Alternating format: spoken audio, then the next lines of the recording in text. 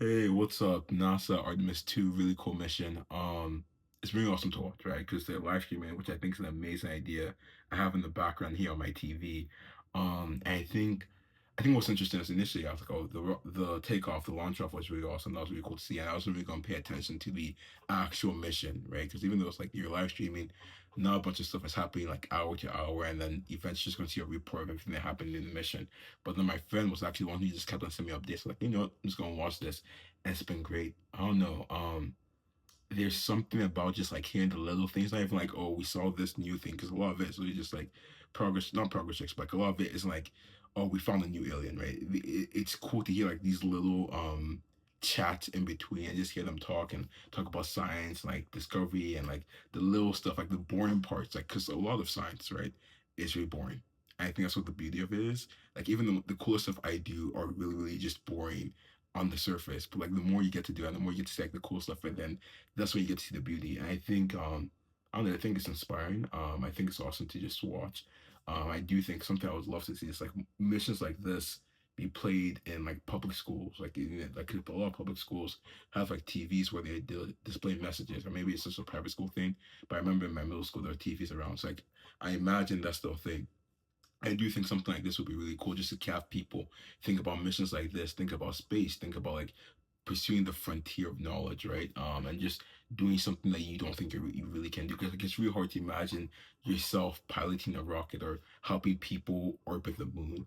But the more you see it happen, the more you imagine. I think that's a lot of people. I think that plays a big part in how people visualize themselves in careers. Like when you see yourself in a career, like when you see someone who looks like you or has similar backgrounds to you, it's much easier to visualize yourself. And that's just like something I've noticed. I don't have the facts for it.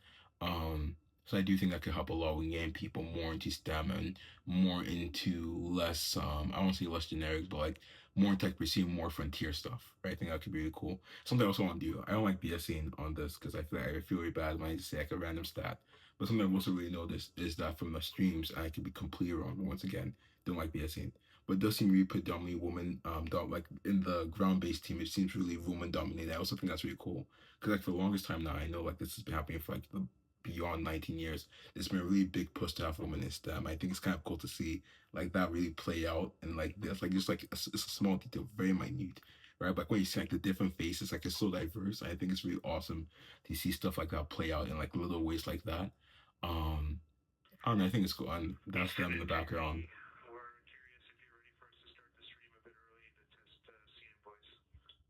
I think it's really cool. I think that's something I hope to do with my teams. Like right now, something it's not my main priority. I'm just gonna pause. I'm gonna reduce the volume.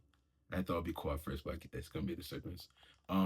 With like the orgs I'm running right now, it's not my main priority for me in terms of like, oh, I want to have more diverse faces. But I do think I've seen the problem. I see it's probably going to expand in the future when we have more stuff running, and that it's like a lot of similar backgrounds, which isn't a bad thing, right? Because even with those backgrounds, even with like threads have a lot of threads inside, so it's like it's really diverse in that. But I would really love to see more diverse backgrounds and like the like let's say Big Think AI. I think something we have to look into is how can we only like pull in certain demographics? How can we expand that? Because it's not a matter of where it's not a matter of AI interest, like only certain demographics are interested in AI. I think it's more so other reasons play into it, and it's really like how do we conquer those reasons? Um, and people have done it. Like you can see, even though STEM has always been like woman dominated, like if you actually look back in terms of like the first programmers or the people who helped with like the first Apollo missions and all of that, a lot of women in the field. But like right now, you can see much more. I think it's really cool to see that they figure out a way to do it. So I think looking back, I guess studying literature, I can try and find some solutions. I can't speak. I can try and find some solutions from there, and then try and apply it to like make my orgs more diverse. Because I think when it's more diverse, you reach a bigger population, and you just have a broader impact. Like even with, I guess I can say this. Like even with Nvidia, I remember we were trying to plan a hackathon with them, and they were asking us about our demographic pools, like for our previous events, what type of demographics do we see? And you have to think about logically, because it's not just like, hey, we love diversity. Like that's a really cool thing. I know that's really big for them, but also a logical thing. It's like, oh, do you really just want to have 100% of one demographic, or do you want to have 50% of a bunch of demographics? I think you want to have 50% of like a bunch of demographics. Um, and we want to do the same thing. So it's really going to be an interesting thing to see how to do that in the next couple of months. Um, I dare say it's really just a matter of media and like actually reaching out to people. Like I know I've been able, like the more people I talk to, the more people I'm able to bring. Right. And that's been like I think that's actually like doubled our diversity in terms of actual engagement members. So I really just hope to keep on doing that. But we'll see. Besides that though, I have nothing else to say. So have a great day.